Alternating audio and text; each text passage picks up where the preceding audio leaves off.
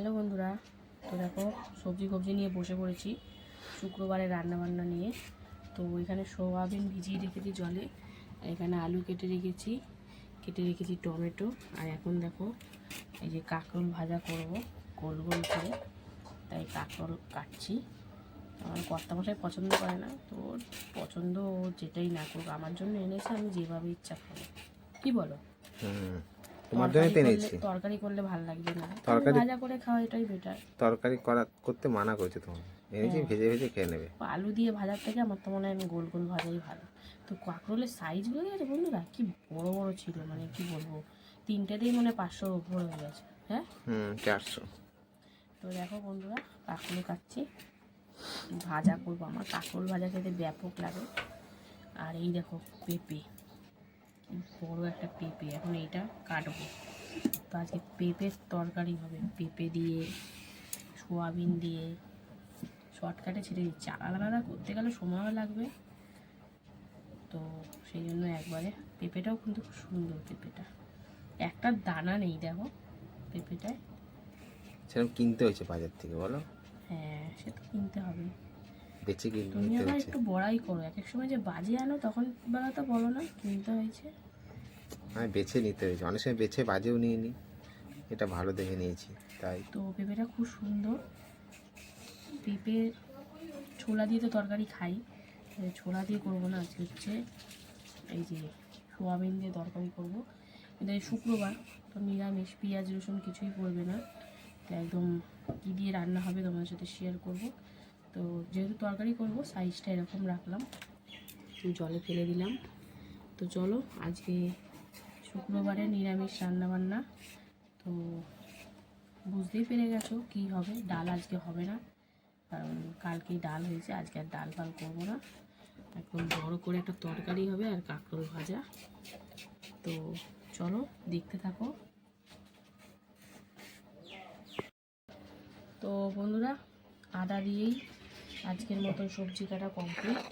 তো দেখো ওখানে পেঁপে কেটে নিয়েছি, আর আলু আছে, টমেটো আছে, আদাও কেটে নিলাম, এখানে কাঁকরোল কেটে নিয়েছি, আর এই যে সোয়াবিন।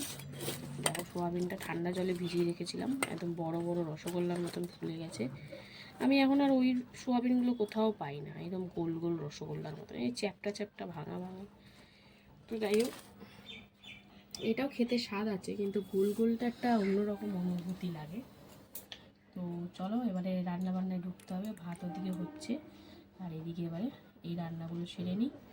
তো দেখতে থাকো, সঙ্গে থাকো, সবটাই শেয়ার করব, যা করি না করি।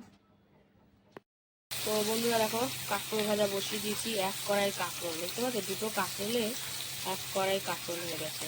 তো প্রথমে পাঁপড়টা ভেজে নিয়েছিলাম, জানোই তোমরা নিরামিষ দিনে আমার পাঁপড় ভাজা থাকেই, তো সেটা দেখানোর মতন কিছুই নেই। তো পাঁপড় ভেজে নিয়েছি, তারপরে দেখো কাঁকরোল ভাজা বসিয়েছি। তবে এক কড়াই কাঁকরোল একদম নাড়াচাড়া দিয়ে, এক কড়াই কাঁকরোল বলে কি এক কড়াই তেল দেবো বলো? তো যাই হোক, এই এখন কাঁকরোল ভাজা সুন্দর করে ভেজে নেবো, লবণ হলুদ মাখিয়ে একদম লাল লাল করে ভেজে নেব। তো চলো প্রপার ভাজা হোক, তারপর তোমাদের সাথে শেয়ার করছি। ভাত কিন্তু হয়ে গেছে, কাঁকরোল ভাজা হলেই তারপরে তরকারিটা বসাবো।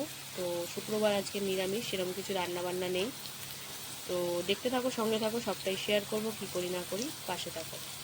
তো বন্ধুরা দেখো, কাঁকরোল ভাজা কিন্তু হয়ে গেছে একদম লাল লাল করে। দেখো তখন কত ছিল, ভাজার পর কতখানি হয়ে গেছে। এই তো আমার একাই খেয়ে নিতে পারবো, আর কাউকে লাগবে না আমার।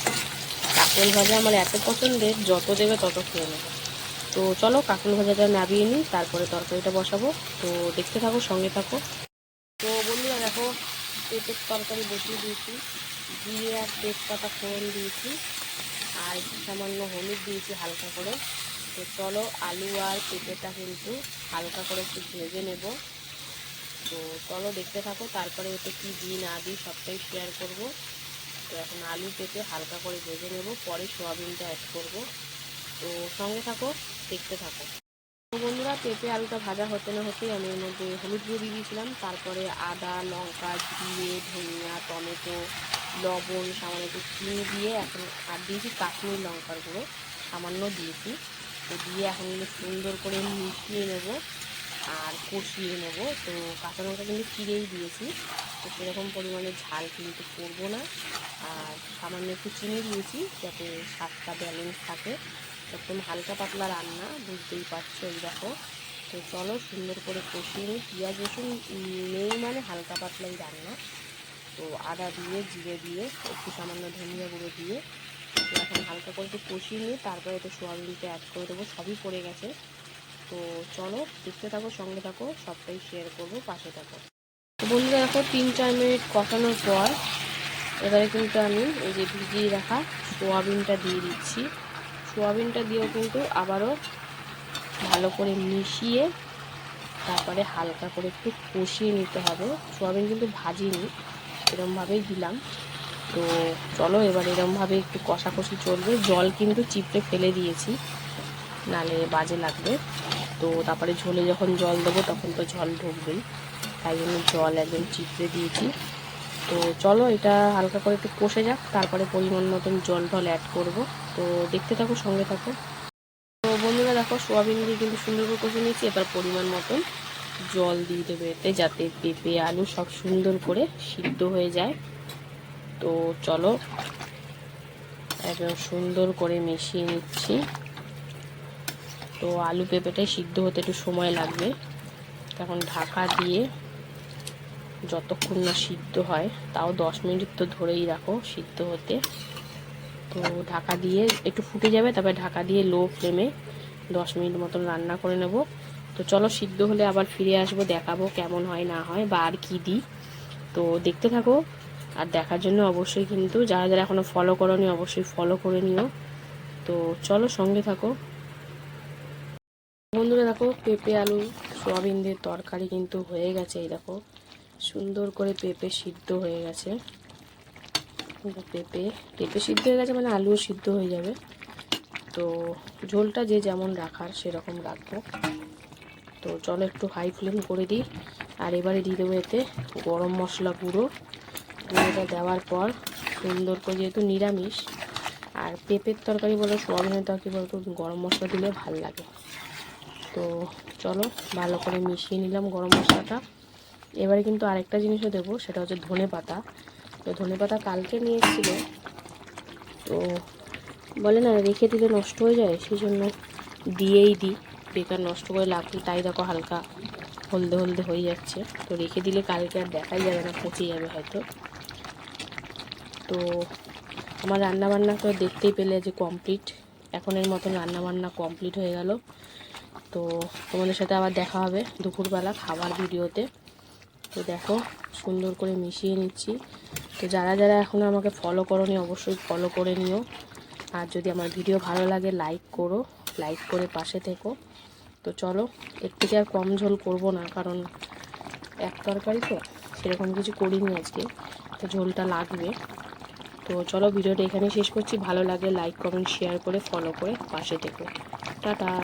হ্যালো বন্ধুরা, শুভ দুপুর। তো প্রতিদিনকার মতন কিন্তু দুপুরের লাঞ্চ থালি নিয়ে চলে এলাম। তো চলো দেখে নিই প্রথমে শুক্রবার দুপুরের লাঞ্চ মেনুতে কি কি আছে।